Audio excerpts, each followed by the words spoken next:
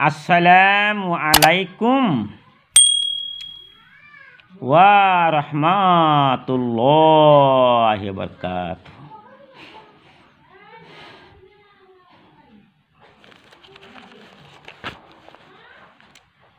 আমার ভাইয়েরা এবং মায়েরা, শোনো, ইব্রাহিম আলাইহিসসালামের জ্যেষ্ঠ পুত্র ইসমাইল আলাইহিসসালাম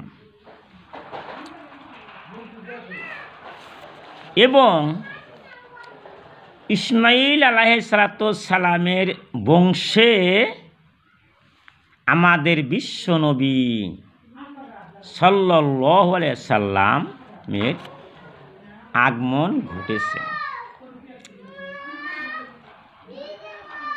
যার উম্মত সংখ্যা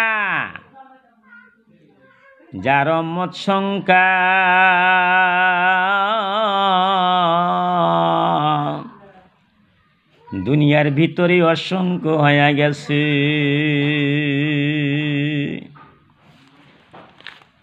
এবং আখিরাতে যে ও সর্বাধিক হয়ে যাবে। সুবহানাল্লাহ। আমার বন্ধুরা, ভালো করে শোনো, চাচা আবু তালিব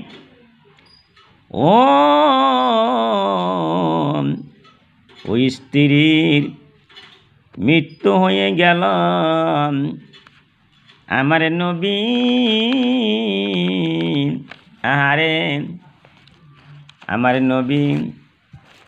আরে 619 খ্রিস্টাব্দের গ্রীষ্মকালে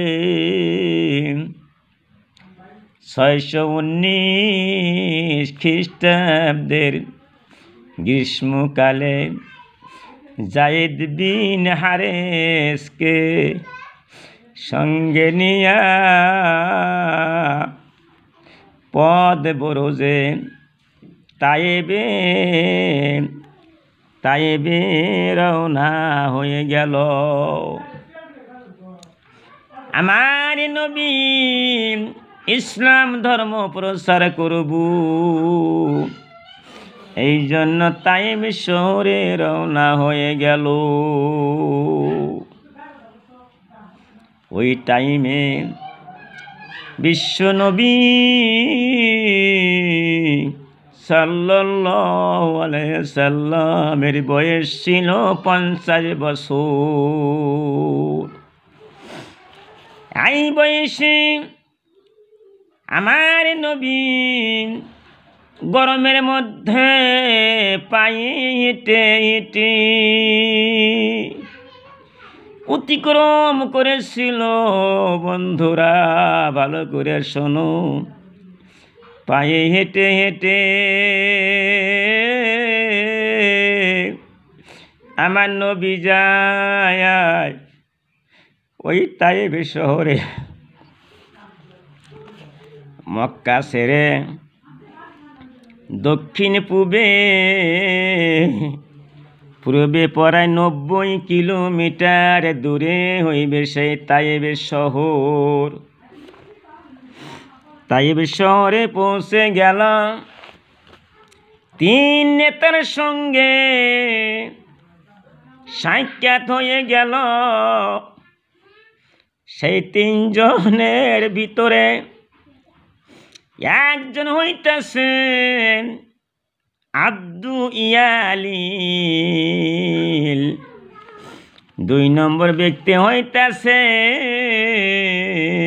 মাসুদ, আর 3 নম্বর ব্যক্তি হইতেছে হাবিব বিন আমর।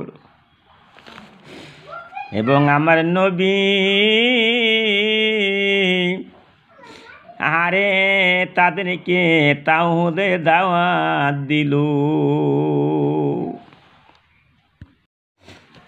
তাওহীদে দাওয়াত দিল, কিন্তু তিনজনে আমার নবীকে নিরাশ করেছিল। তার মানে আমার নবীর দাওয়াত গ্রহণ করলো না।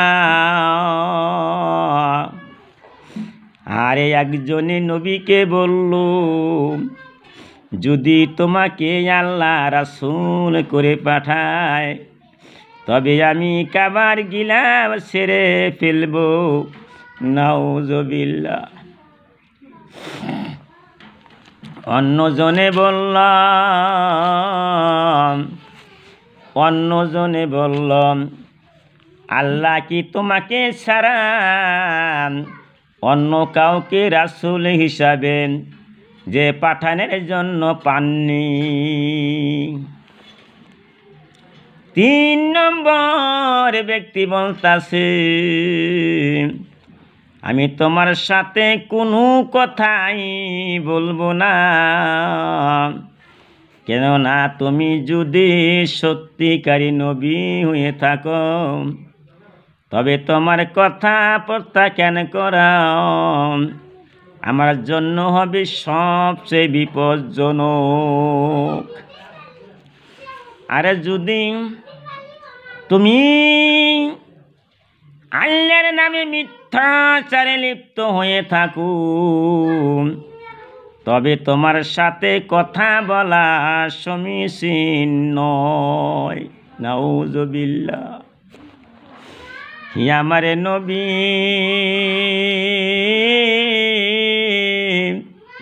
বেজার হয়ে গেল, আঘাত পেয়ে গেল। আমার নবী দাওয়াত দিতে পারল না, যদিও দাওয়াত দিছে কিন্তু মানুষে গ্রহণ করে না। আমার বন্ধুরা ভালো করে শোনো, বিশ্ব নবী নিরাশ হয়ে গেল। নিরাশ হয়ে অন্যদের কাছে ইসলামের দাওয়াত দিল, কিন্তু দুঃখের বিষয় কেউ তার দাওয়াত কবুল করে না। এমন সুন্দর নবী গো,